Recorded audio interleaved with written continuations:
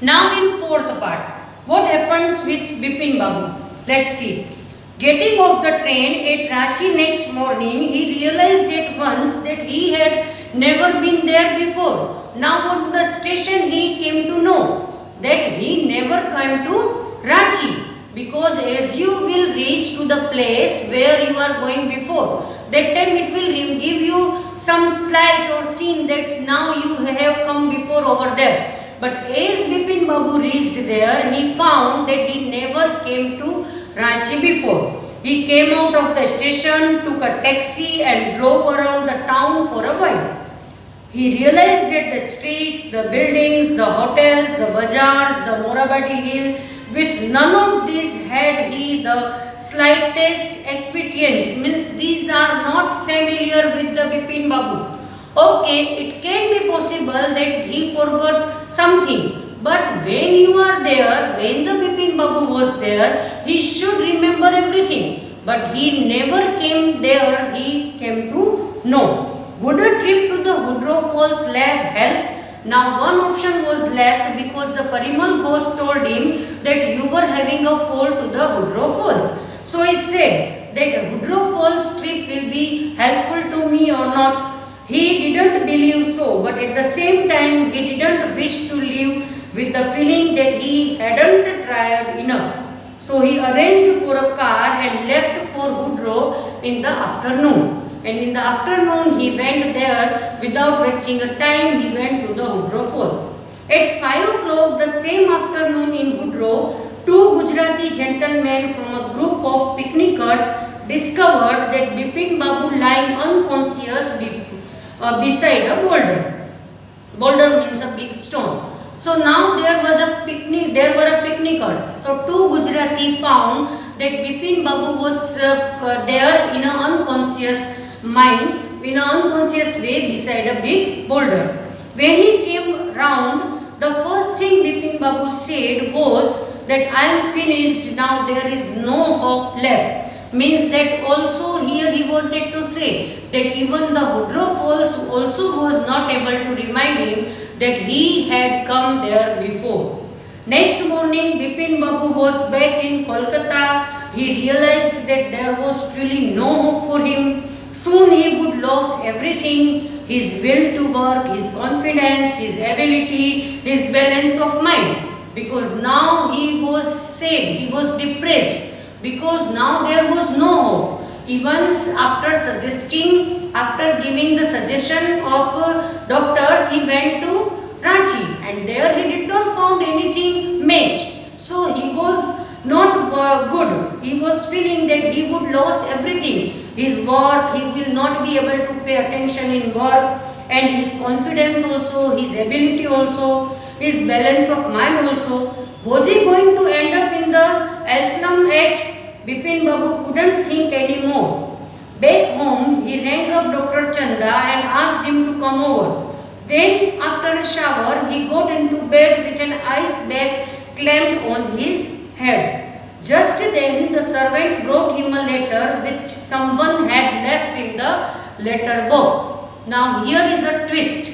What? He called the doctor to come and he wanted to tell him about everything. Then he did not find anything else to the Ranchi. Now he went to shower and then he slept into the bed. Then his servant came with an envelope, and now just then the servant brought him a letter which someone had left in the letter box. A greenish envelope with his name in a red ink on it. Above the name it said urgent and confidential. There was an envelope and on it was written that it is very urgent and very confidential. In spite of his condition, Bipin Babu had a feeling that he ought to go through. His condition was not good because he did not find anything in Ranchi. So he was not well. Then also he thought that there is written that it is very important and confidential. So he went through. He tore open the envelope and took out the letter. That is what he read. Now what was in the letter? The trick. Dear Bipin, I had no idea that influence would bring about the kind of change in you that it has done. Influence means money. Now here this letter was written by Chunnilal to the Bipin Chaudhary, and he said that the money would bring a change, this type of change in you. I never thought about it. It was never had done. Was it so difficult for you to help out one old friend down on his luck? It was impossible for you that of your friend, your schoolmate, your close friend was down of his luck and you are not helping him so much. So it was impossible for you, because now Bipin Babu was having a good reputation in the city. So it was not difficult one. Then also he was not helping him. So the Chunnilal said that money influenced you too much. I have no money, so no, my sources are very limited. Obviously he was a poor man, so he was not having resources so that he can ask to anybody for help. What I have, that is imagination, a part of which I used in retribution of your unfeeling behavior. Now here he came to know that the Chunnilal, it was a trick played by Chunnilal. So he said that I was not having money. What I was having, I am having only imagination. And that I used to give you punishment against your behavior with me, against your unfeeling behavior with me. So I gave you punishment this. Well, you will be alright again. A novel I have written is being considered by a publisher. If he likes it enough, it will see me through the next few months.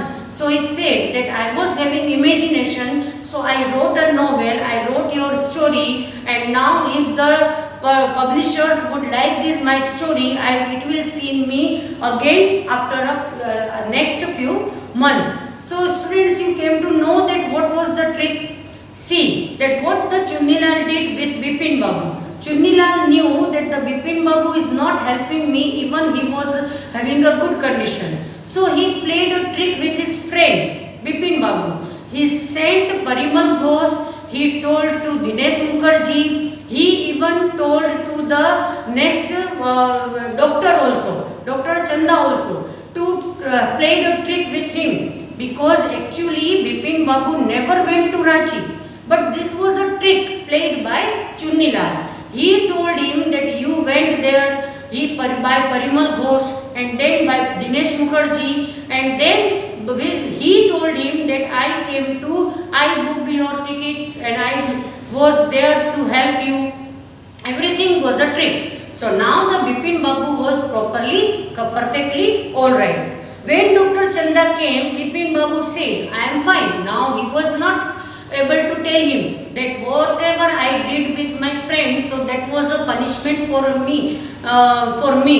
It will come back as soon as I got off the train to Ranchi. Now he said what? As the Dr. Chanda told him, that if you will go there, might be possible that you will remember everything. So he said, कि जैसे ही मैं वहाँ पर, as I reached there, then I get off everything from in my mind.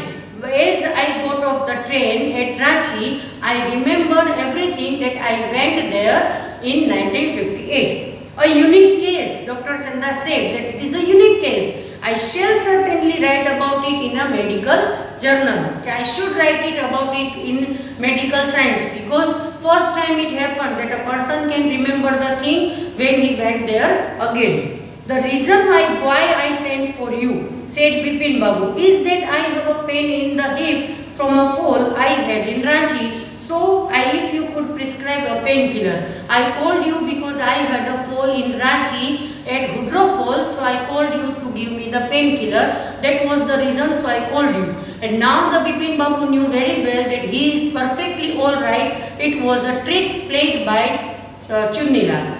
Okay, so here the lesson is end. So it is the message it is was to give one, that even a friend or to anybody, we should not behave like this.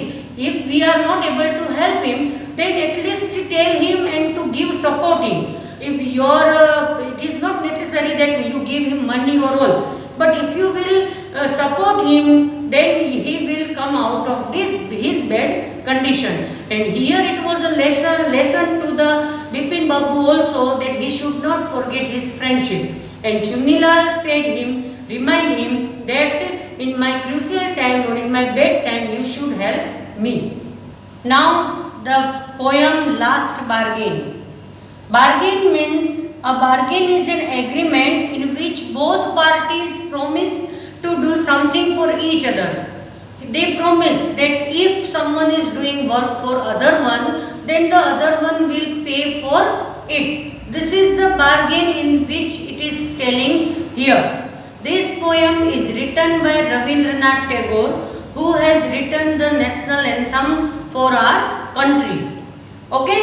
Now a bargain is an agreement in which both parties promise to do something for each other. Someone is looking for work. In this poem, a person is looking for work, waiting to be hired. He was waiting that somebody hired me and pay it for this thing. He strikes a bargain but thinks it worthless.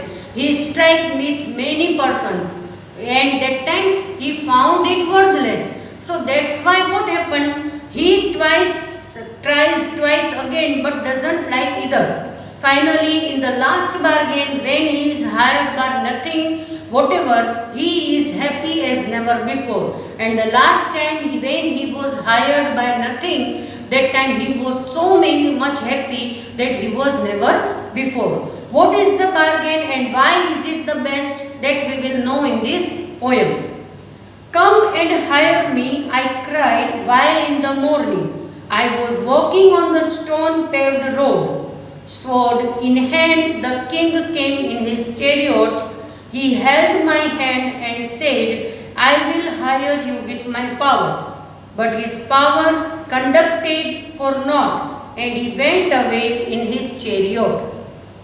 In this first paragraph, the writer is saying that the person was moving around and he was crying that come and hire me, come and hire me. And now when he was walking at the stone paved road, means a road which is made by stone, when he was walking on it, a king came who was having a sword in his hand, and he held my hand. Here the person is saying that, so it is, he held his hand and said that I will hire you with my power, because the king was having power. So he said that I will hire you with my power. If you will be with me, I will give you power. But his power counted for naught. And now the man thought that he felt that his power was counting for naught. Naught means nothing. His power was counted for naught. And he went away, he denied. So the king went away in his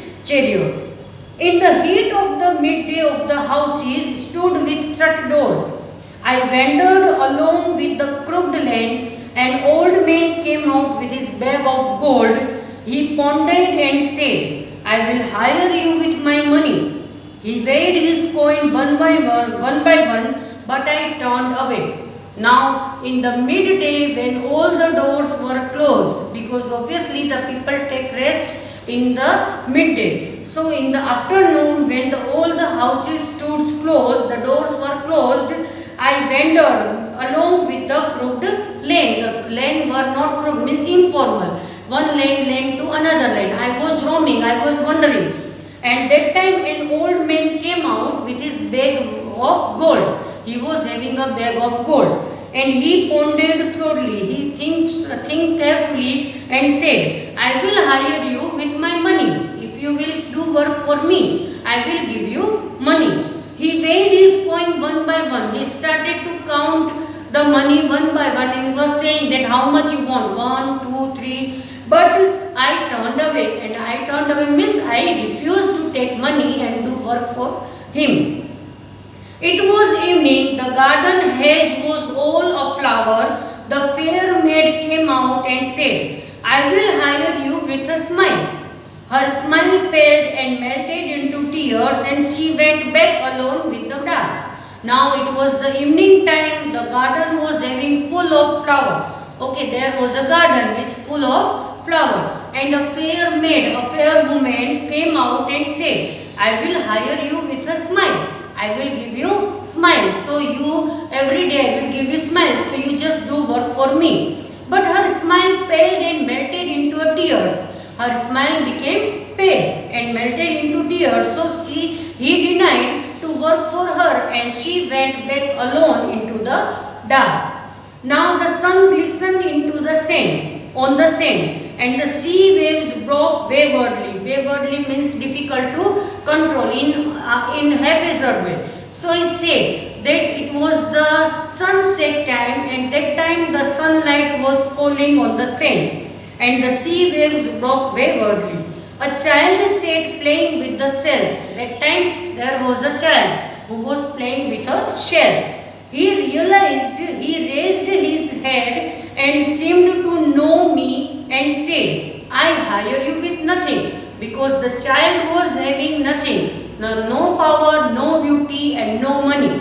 He said that just like when he raised his face, that time the man felt that as he was telling me that I hire you with nothing.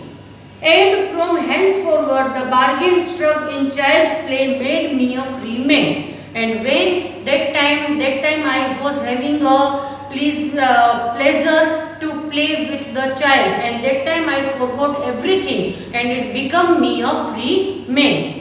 So in this poem, the poet wanted to say that the money, the beauty and the smile or the power will go once in a day, but the smile or the, if you say that the inner satisfaction, the happiness which he got from the child, that will never go. So we should give priority to the work in which we get inner satisfaction, not to the power, not to the money and not to the beauty. Once these all will fade away, but the inner happiness will never leave us. So students, here I will end the chapter 4, in which I explained the prose Bipin Chaudhary's Lapse of Memory and the poem The Last Bargain. So till next, take care of yourself. We will meet again soon. Bye bye.